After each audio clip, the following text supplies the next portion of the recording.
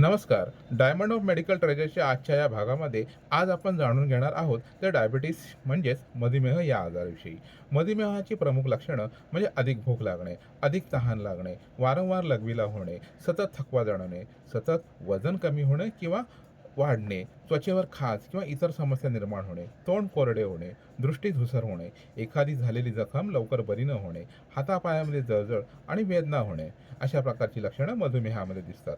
मधुमेहाची प्रमुख कारणे पाहायला गेलं तर मुख्यत्वे मधुमेहाचे 3 प्रकार पडतात. एक type 1 diabetes, 2 type 2 diabetes, 3 gestational diabetes. Type 1 diabetes हा जो आहे ऑटोइम्यून प्रकारचा आजार आहे. यामध्ये शरीरातील संरक्षक प्रणाली जी आहे आपल्या स्वादुपिंडातील इन्सुलिन तयार करणाऱ्या पेशींवरती हल्ला करते आणि त्या नष्ट करते. त्यामुळे इन्सुलिनची मात्रा कमी होते आणि इन्सुलिनची निर्मिती कमी होते. परिणामी त्याच्यामध्ये आपल्याला मधुमेह निर्माण होतो. टाइप 2 डायबिटीज यामध्ये शरीराच्या संरक्षक पेशी आहेत त्या इन्सुलिनला योग्य प्रकारे प्रतिसाद देत नाहीत. परिणामी इन्सुलिनचे उत्पादन कमी होते आणि मधुमेहाची लक्षणं शरीरामध्ये दिसतात.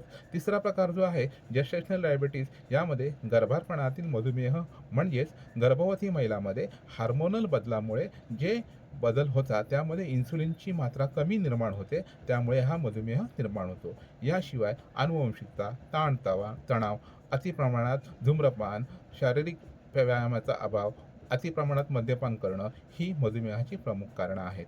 मधुमेहाच्या आजारावरील आपण जर प्रमुख औषधं पाहिली तर त्यामध्ये आवळा चूर्ण, हरिद्रा चूर्ण, गुडूची चूर्ण, जांभूळ बीज चूर्ण, गुडमार चूर्ण, कारळचे चूर्ण, विजयमार चूर्ण, विजयसार चूर्ण, कडुलिंब चूर्ण, मेथी चूर्ण, गोक्षुरादी गुगुळ, चंद्रप्रभा गुगुळ, वसंत कुसुमाकर रस यासारखी औषधं आपण आयुर्वेदिक तज्ज्ञांच्या सल्ल्याने आपण घेऊ शकतो. मधुमेहासाठी केल्या जाणाऱ्या प्रमुख ज्या चाचण्या आहेत त्यामध्ये fasting blood sugar, post prandial blood sugar, random blood sugar आणि 3 महिन्यांनी जी सारंसार वारंवारता पाहिली जाते त्याला HbA1c असं म्हटलं जातं.